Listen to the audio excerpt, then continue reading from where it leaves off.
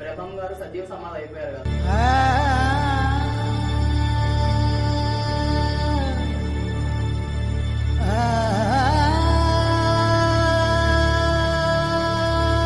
త్వరనే మర్చిపోయేంత తీసుకొని దాంట్లో కూర్చొని జపం చేశాడు.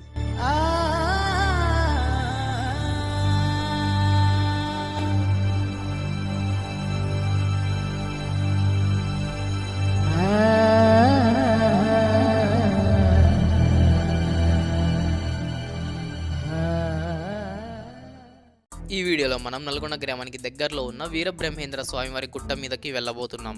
కొన్ని వందల సంవత్సరాల క్రితం ఇక్కడే గుట్ట మీద ఒక చెట్టు లోపల బ్రహ్మం గారు తపస్సు చేశారు. ఇక్కడ తపస్సు చేసిన తర్వాత తన స్వగ్రామానికి వెళ్ళిపోయి అక్కడే సజీవ సమాధి అయిపోయారు. బ్రహ్మం గారి టెంపుల్ అయితే వెనకాల కొండ మీద ఉంది పైన.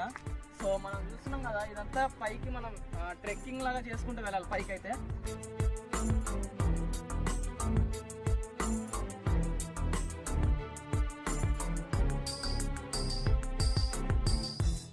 వెళ్ళాల్సింది అయితే చాలా హైట్ లో ఉంది. ఇంకా ఇదంతా ఒకప్పుడు రాజులు పరిపాలించడం వల్ల మనకైతే ఇలా మొత్తం దారి అవుతుంది పైకి, మెట్ల దారి మొత్తం రాళ్లతోనే కన్స్ట్రక్ట్ చేశారు ఈ దారి మొత్తం.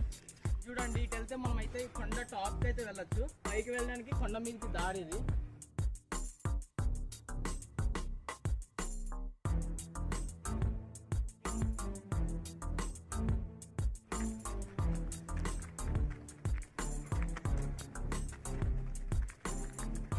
టెంపుల్ అయితే ఇక్కడ ఉంది మనకి గుట్ట మీద. ఇంత హైట్ ఎక్కువ వచ్చిన తర్వాత పైన ఉంది మనకైతే టెంపుల్.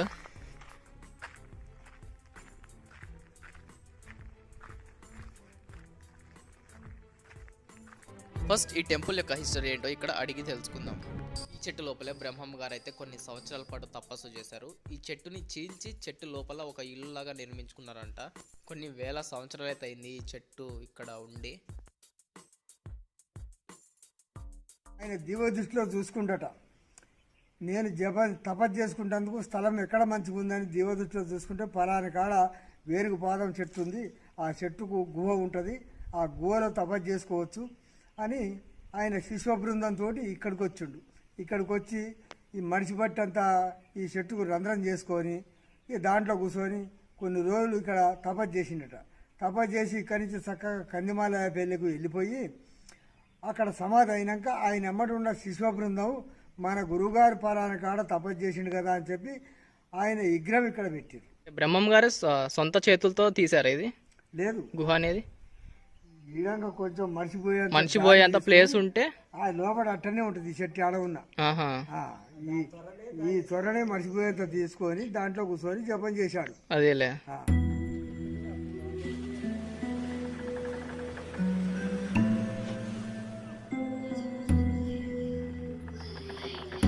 చూస్తున్నారు కదా, ఈ చెట్టు లోపలైతే చాలా ప్లేస్ ఉంది.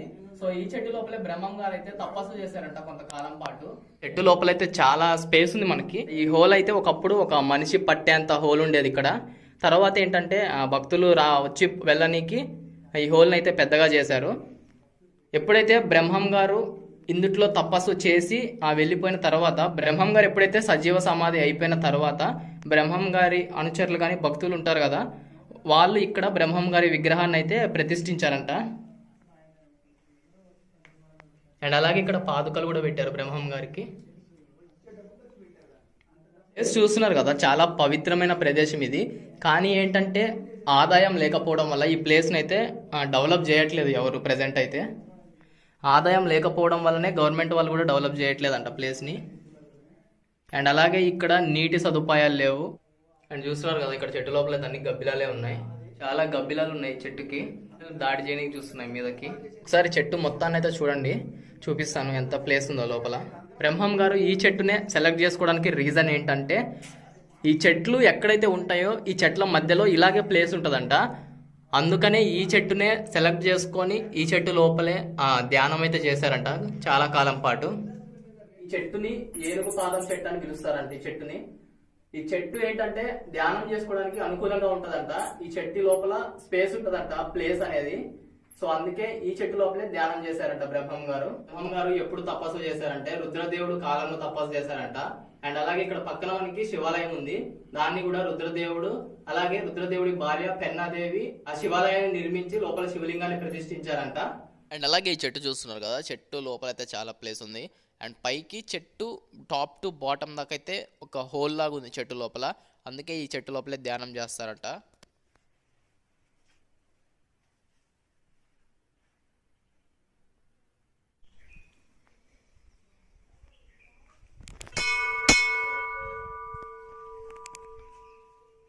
అలాగే రుద్రదేవుడు ప్రతిష్ఠించిన శివలింగం ఇదే.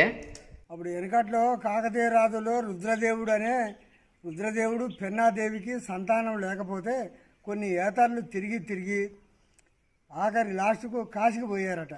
కాశీకి పోతే ఆ కాశీ విశ్వనాథుడు ఆ రాణిగారి కలలో ఇక్కడి నుంచి నువ్వు ఒక ఉపలింగం తీసుకుపోయి పలానా కాడ గుట్ట మీద స్థాపితం చేస్తే నీకు సంతానం ఇస్తానని కలలో చెప్పాడట రాణిగారికి.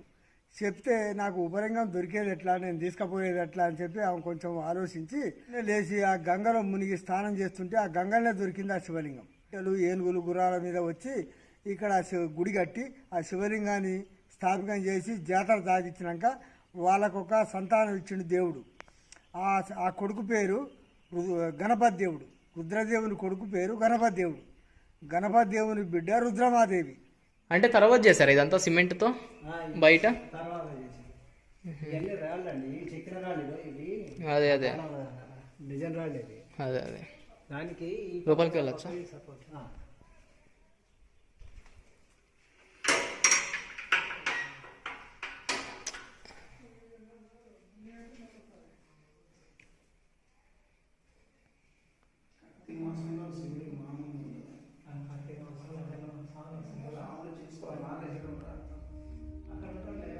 సో ఫ్రెండ్స్ చూస్తున్నారు కదా, రుద్రదేవుడు ప్రతిష్ఠించిన శివలింగం ఇది. చూడండి, శివలింగం అయితే నిజంగా చాలా పెద్దగా ఉంది శివలింగం ఇది.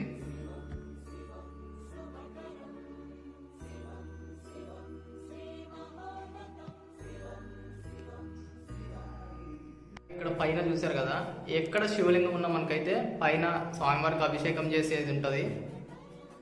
చూసారు కదా, త్రిశూలం, డమరుకం అండ్ అలాగే శివలింగానికి అయితే నాగుపాము ఉంది.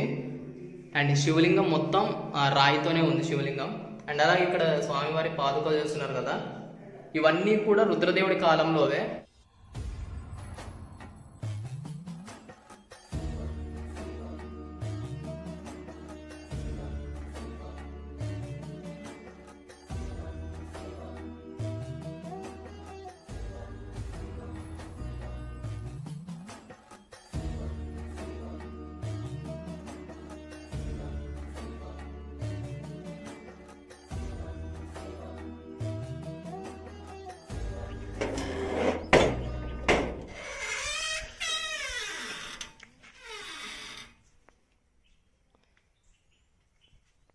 మనకి బ్రహ్మం గారి చెట్టు పక్కనే మనకైతే నాగదేవత పుట్టయితుంది.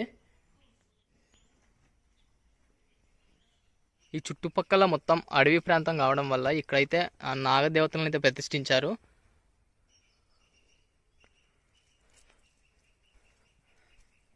చూస్తున్నారు కదా, ఈ నాగదేవత పుట్టయితే చాలా చాలా భయంకరంగా ఉంది. ఒక నాగుపాము ఒక పుట్ట చుట్టూ అయితే చుట్టుకొని ఉంది.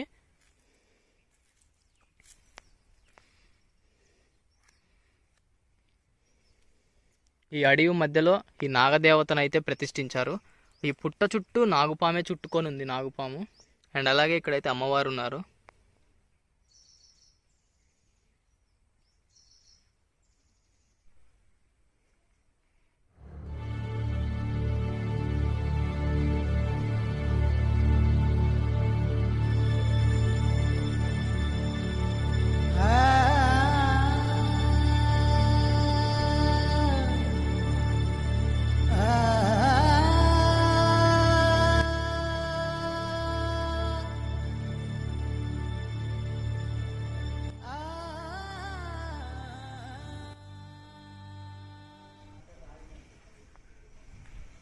శివ సమేత కనకదుర్గ దేవాలయం, బ్రహ్మంగారి గుట్ట, నల్లగొండ జిల్లా. టెంపుల్ అయితే ప్రజెంట్ అయితే క్లోజ్ చేసింది. బట్ అమ్మవారికి అయితే దీపాన్ని వెలిగించారు. దీపాలు వెలిగించి ఎవరు చూడకుండా క్లాత్ని అయితే కట్టారు. గుడి ఎప్పుడు తెలుసా? గుడి పురాణం, గుడి గురించి తెలుసా ఏమన్నా? కొంచెం తెలుసు. పూజలు చేస్తుంటారు ఇక్కడ రోజు? చేస్తుంటాం. దా లోపల. ఈ దీపం ఏంటిది?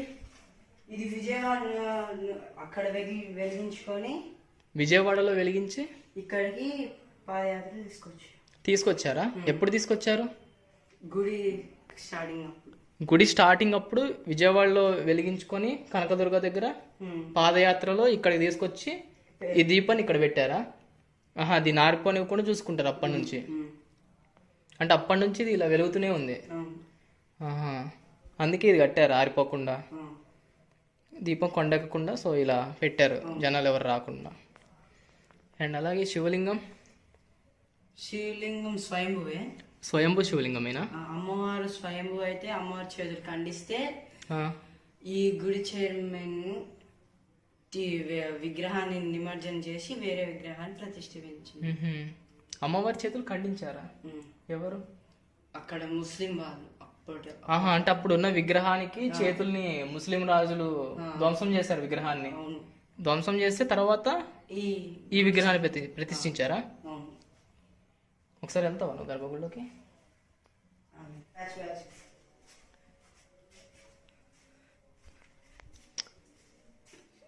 ఫ్రెండ్స్, మనమైతే గర్భగుడి లోపలికి వచ్చాం.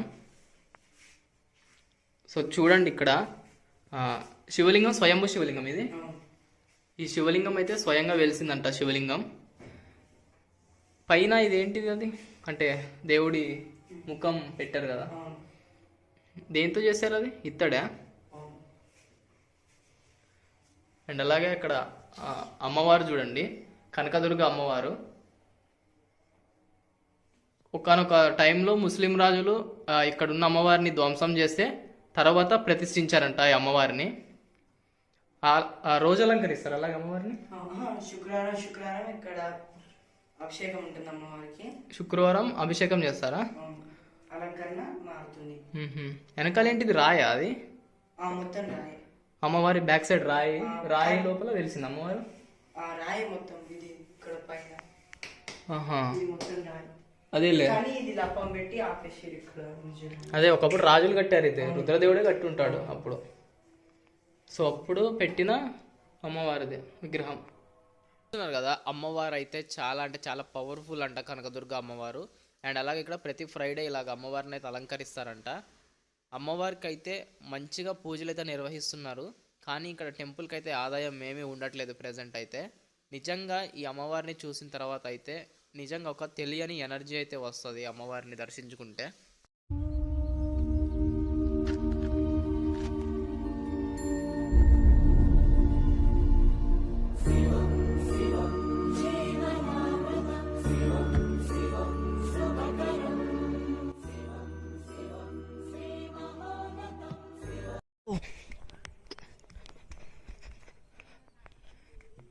అండ్ అలాగే ఇక్కడ చూడండి, దీన్ని నాగుల బండ అని పిలుస్తారంట.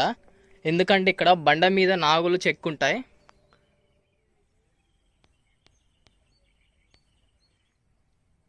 నాగదేవత విగ్రహం ఉంది ఇక్కడ చెక్కి రాతి మీద. 5 రకాల వేరు రకాల పాములైతే ఉన్నాయి మనకి, నాగులు చూస్తున్నారు కదా. ఇక్కడ ఒక రకమైన నాగదేవత ఉంది, అండ్ అలాగే ఇక్కడ ఒక రకమైన నాగదేవత, అండ్ అలాగే ఈ నాగదేవత అయితే కొంచెం పెద్దగా ఉంది.